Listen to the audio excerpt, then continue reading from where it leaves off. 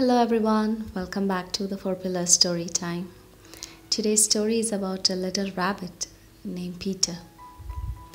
The Tale of Peter Rabbit, written by Beatrix Potter. Let's begin. Once upon a time, there were 4 little rabbits, and their names were Flopsy, Mopsy, Cottontail, and Peter. They lived with their mother in a sandbank underneath the root of a very big fir tree.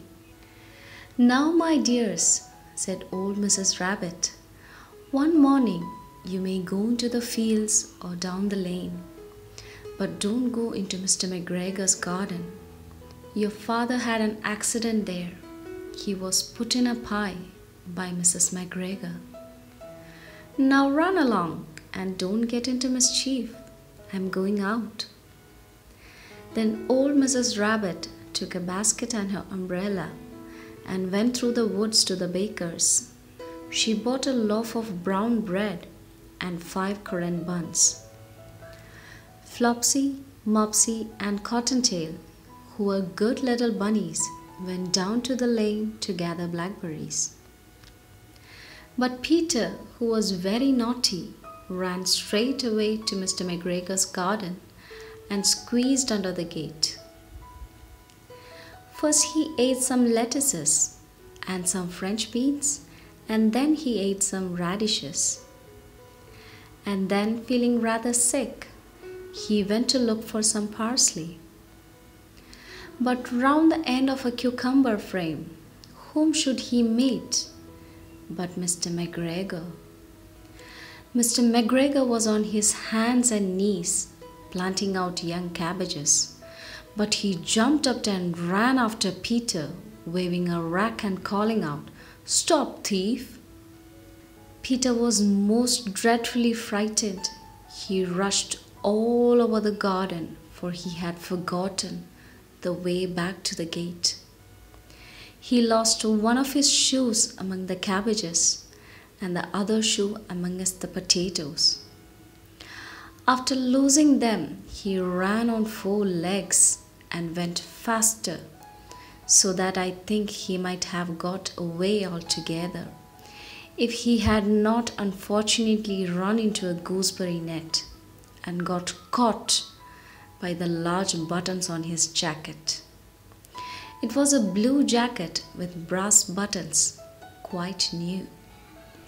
Peter gave himself up for lost and shed big tears, but his sobs were overheard by some friendly sparrows, who flew to him in great excitement and implored him to exert himself. Mr. McGregor came up with a sieve, which he intended to pop upon the top of Peter, but Peter wiggled out just in time, leaving his jacket behind him, and rushed into the tool shed and jumped into a can. It would have been a beautiful thing to hide in if it had not had so much water in it. Mr. McGregor was quite sure that Peter was somewhere in the tool shed, perhaps hidden underneath a flower pot.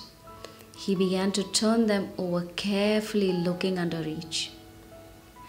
Presently Peter sneezed, "Kitachoo!" Mr. McGregor was after him in no time and tried to put his foot upon Peter, who jumped out of a window, upsetting 3 plants. The window was too small for Mr. McGregor, and he was tired of running after Peter. He went back to his work. Peter sat down to rest. He was out of breath and trembling with fright, and he had not the least idea which way to go. Also, he was very damp with sitting in that can. After a time, he began to wander about, going lippity-lippity, not very fast, and looking all around. He found a door in the wall, but it was locked, and there was no room for a fat little rabbit to squeeze underneath. An old mouse was running in and out over the stone doorstep, carrying peas and beans to her family in the wood. Peter asked her the way to the gate. but she had such a large pea in her mouth that she could not answer. She only shook her head at him. Peter began to cry. Then he tried to find his way straight across the garden, but he became more and more puzzled. Presently, he came to a pond where Mr. McGregor filled his water cans. A white cat was staring at some goldfish.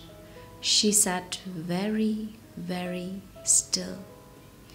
But now and then the tip of her tail twitched as it were alive. Peter thought it best to go away without speaking to her. He had heard about cats from his cousin, little Benjamin Bunny. He went back towards a tool shed, but suddenly, quite close to him, he heard the noise of a hoe. Scritch, scratch, scratch, scritch. Peter scuttered underneath the bushes, but presently, as nothing happened, he came out and climbed upon a wheelbarrow and peeped over. The first thing he saw was Mr. McGregor hoeing onions. His back was turned towards Peter, and beyond him was a gate. Peter got down very quietly off the wheelbarrow and started running as fast as he could go along a straight walk behind some blackcurrant bushes.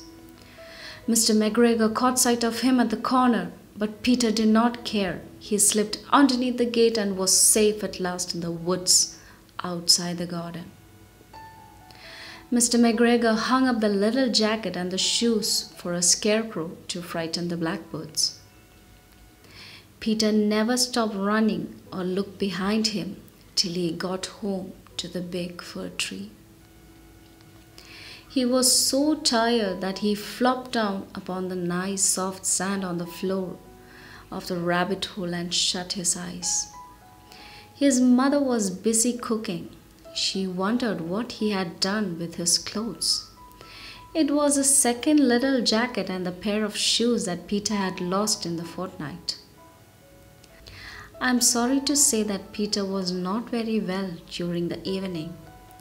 His mother put him to bed and made some chamomile tea, and she gave a dose of it to Peter. 1 tablespoonful to be taken at bedtime.